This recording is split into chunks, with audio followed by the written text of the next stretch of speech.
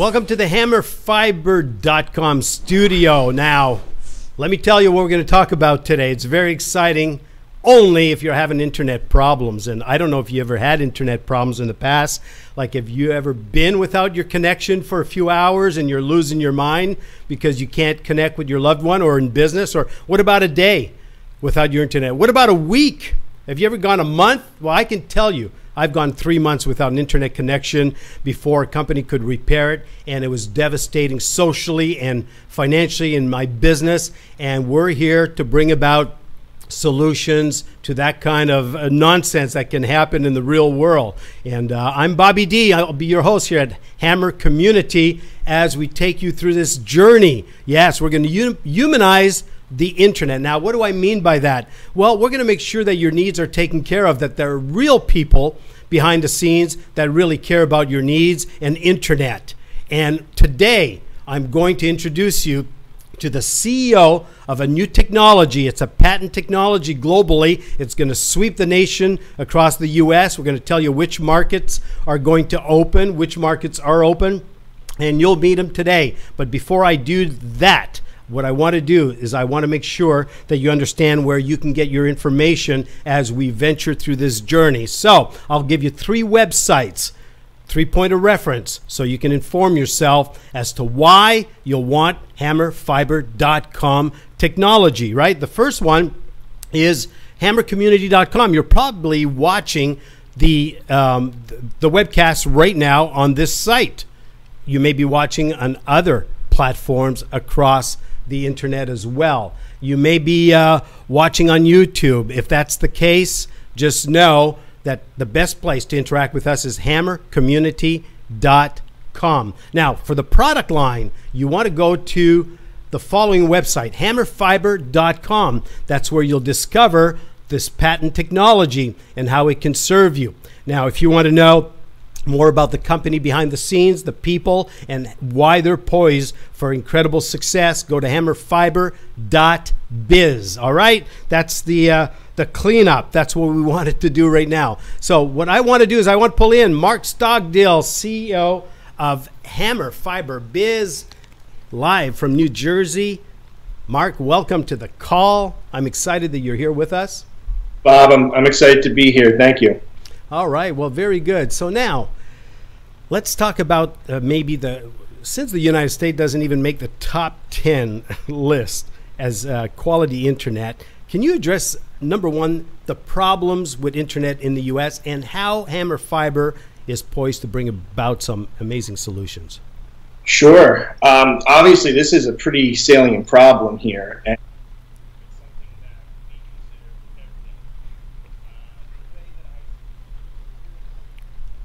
why the U.S. is so far behind the rest of the world. The first one's technology, the second one is economics, and the third one is some regulatory matters that are still ongoing. So from the technology standpoint, part of the problem is there's a huge push to bridge the digital divide, but there's not a lot of technologies that actually do that in parity. Most of what you're seeing in the most remote and rural markets is substandard internet that doesn't meet the FCC's requirement for broadband access. We're talking less than 5 megs to a huge portion of the country. The FCC recently released a statistic that 29 million Americans have less than broadband access. That is and it's a huge problem. And part of that is operators not having the right tools to address it in a way that can be cost-effective to the consumer, but also makes a business case out of it. And that really ties into the second point, which is economics. And the biggest problem there is that we exist in an ISP monopoly. Back in 2014, Tom Wheeler, who was the chairman of the FCC at the time, released a staggering statistic. 75% of Americans, that's 3 out of every 4 people, had only one choice for ISP. Unbelievable. Let that sink in for a second. 3 out of every 4 people could only get their internet access from a single Tennessee market. One operator with whatever services that they were offering at whatever price points. So even in some of the most advanced markets, there may only be 2 or 3 operators. So it's either a monopoly or it's a duopoly or whatever it is. It's sort of, they play off of each other in a way where the prices are set, and there's no opportunity for the customers to find other types of alternatives, which you get in pretty much every other industry has multiple alternatives to whatever the primary product is. Sure. It just doesn't have that, which leads to the third point, which is the way that the U.S. has approached it. The reality is we can't make up our minds whether this is a service or a utility, and whether or not this is the given right of every American to have, or whether or not this is just another product that can be purchased for convenience. But the reality of it is, it's simple, is internet access for everyone, every man, woman, and child, will have ramifications, positive ramifications, for the entire country. There are studies and statistics out there that if every single person who's lacking broadband access, that 29 million person strong market, if they were able to have reliable internet to conduct business, to be socially responsible, to be part of the democratic process, to engage in commerce, that the financial position of the country would increase 1.2% a year. No doubt.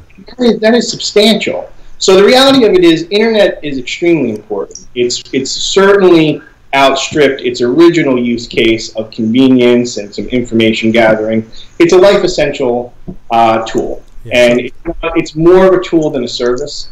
And these are things that really need to be addressed. And we are very cognizant of this problem. And our position on this is very simple. We use a technology platform that's proprietary that we think is going to change everything about distribution of broadband, both in rural markets and in competitive urban markets. We can do this at a fraction of the cost of traditional infrastructure. So we're talking about wireline infrastructure that has a very heavy cost basis that sort of blows the economics of providing internet out of the water. We can do that at about less than 10% of what a cable provider can do in terms of high-speed connectivity to everybody. And the second part of that is that we are developing the wireless part of the platform so that there is no trade-off between what you get on a cable system and what you can get through a wireless system. Because there's plenty of wireless operators out there. There's something like 2,500 wireless ISPs in the country, and they have about less than 1% of the overall market share. And the reason is they don't have the technology to compete, but they have the resources and they have the local in-market knowledge, but they just can't get that better service to their customers. So our objective here is to bring this to everybody. We're going to both roll this out organically with our own systems, with our own teams, and we're going to also partner with a lot of these sort of forlorn ISPs in the different parts of the country that have everything that they need to be successful, but they just don't have that access technology. So we're looking at this both as a competitive choice in the metro areas and as a digital divide bridging choice in the rural areas. And so far, what we've seen in our current deployment and what we've seen in our testing, this is it. We've solved the problem, and we're really just very excited over the next few years to get this service, this important life-needing service, in the hands of as many people as we possibly can. Beautiful. So your Hammer Fiber is going to break up the monopoly in a Wi-Fi technology, and we don't have to get into the technology side. We can save all the details that some other time, but it is exciting. People can access that information at hammerfiber.com or hammerfiber.biz, right, Mark? So very exciting. Beyond the internet, now obviously Hammer Fiber, it's new. Most people have never heard about it. You're providing a whole lot more than just internet. Can you touch base a little bit about the triple play package that is now being offered in the New Jersey area? Absolutely. So going back to what I said about the digital divide, the reality of it is that the government and the major corporations, the biggest ISPs, they're focusing on just internet service. But the reality of it is that cable companies are the biggest monopolies in the entire country. And one of the things that they sort of have the control over, obviously, is the linear television. And there's a lot of ancillary services that go with that. But the reality is that people want linear television, even with the advent of this cord-cutting interest, because at the end of the day, there's just some content that you can't get if you don't have a linear television service. And we're sort of kind of converging those ideas together. We're giving you all the broadband that you could possibly need to run all of your OTT applications and stream your Netflix and stream your Hulu and do all of the things that you're used to doing and do it maybe even better than you were doing it. But we're also bringing in the other services that are more than just convenience services, specifically telephone, which is, is the lifeblood of this country as well. You need to have communications. And also in television in a way that is both familiar to people that have cable, but also really uniquely positioned as the OTT solution that it kind of is. So we took a lot of care and effort into building these back-end systems. This is not a resale platform. We are the video operator. We have contracts directly with the broadcasters. We built a very slick, very usable interface for the customer set-top boxes that replicates the customer's experiences with the incumbents that they currently get service from, but makes it even more accessible. And we deliver all of that over the back of the broadband. So just the quality is really high, and just from a technical perspective, it runs smoother. It runs faster. The quality of the image, it can do true 4K. We have hundreds of 1080p HD streams. So there's literally no trade-off, and we're looking for that single point of contact. People don't want to have 15 bills. Right. What they need is to get everything from one place. So we realize that broadband, as important as it is, needs to be paired with complementary services so that we can provide all of the different service suites that people are looking for in one single package. And that's why triple play is so important to us. And that is so affordable at hammerfiber.com. It's mind-boggling. But again, you alluded to it indirectly by saying you can deliver service at a fraction of the cost of the competitor because your Wi-Fi, because of your technology. Therefore, you're passing on those savings. So triple play will start at what price point, Mark, for the people who have access to it in New Jersey? So for New Jersey right now, it's an add-on to the broadband service. So there are 3 packages. It starts at $20 a month. It goes up to $60 a month, and it depends on what your need, how much content you watch, what types of television you're specifically interested in. There's a package for everybody, and you graph that on to the broadband cost, and we're looking at a pretty significant savings. We've had customers report savings in excess of $100 a month over the previous cable bill. And it's all it's an a la carte add-on. There's a lot of flexibility.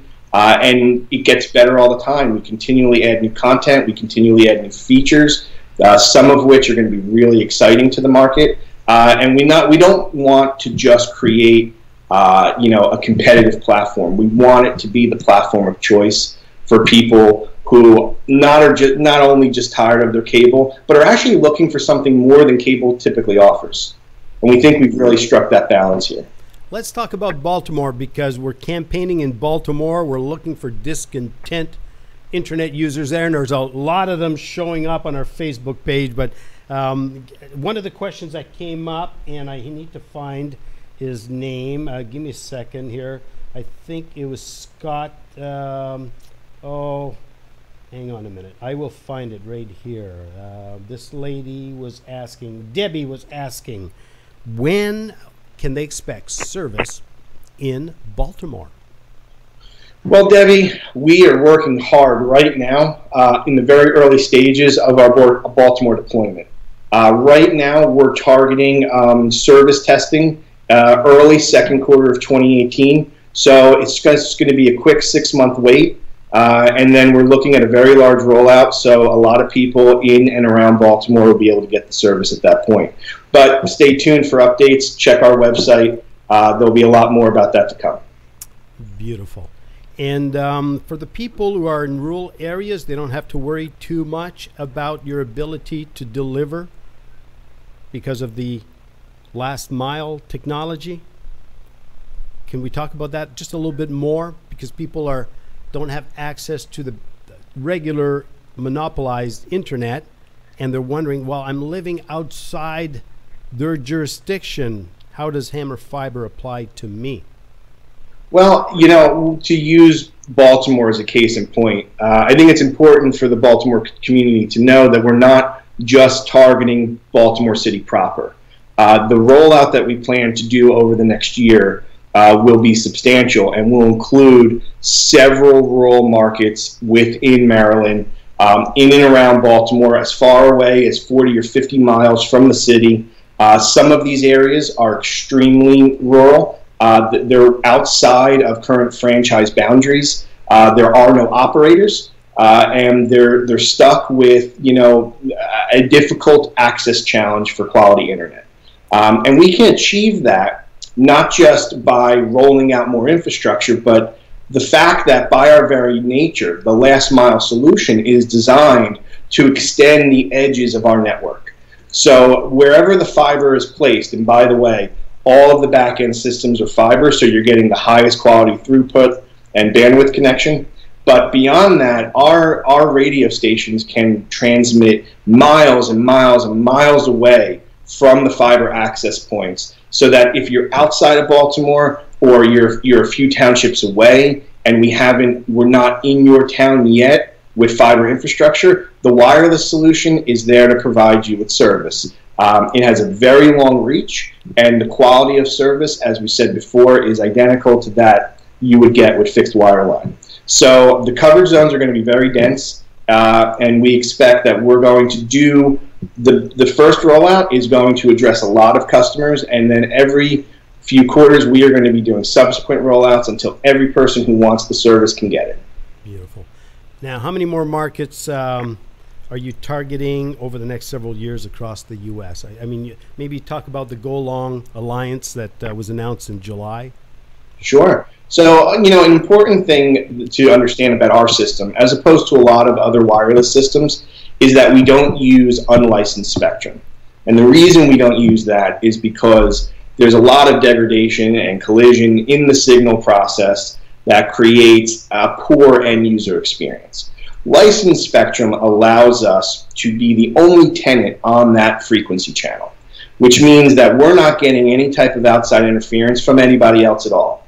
And that helps us deliver a very high quality of service. When we go along, we've come together. They own a lot of spectrum throughout the entire country, 49 markets, about 1/3 of the U.S. landmass, and we've come together to utilize their spectrum for our services, and we expect to start rolling out many more markets over the next 5 years. Markets as varied as Montana and California and Oregon and Iowa and Oklahoma and Texas, and places where there is still this broadband access challenge that needs to be overcome, as well as some very major markets. So we don't want people to think that just because you live in a city and you're still stuck with the same provider and the high bill and the poor service, that we're not paying attention to that either.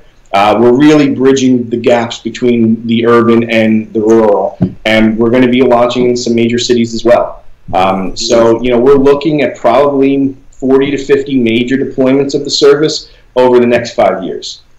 It's going to be a busy end of 2017 and 2018, setting the infrastructure for those markets. How exciting. Mark, words of wisdom for the listeners who are tuning in, discovering the hammerfiber.com, hammerfiber.biz site for the first time.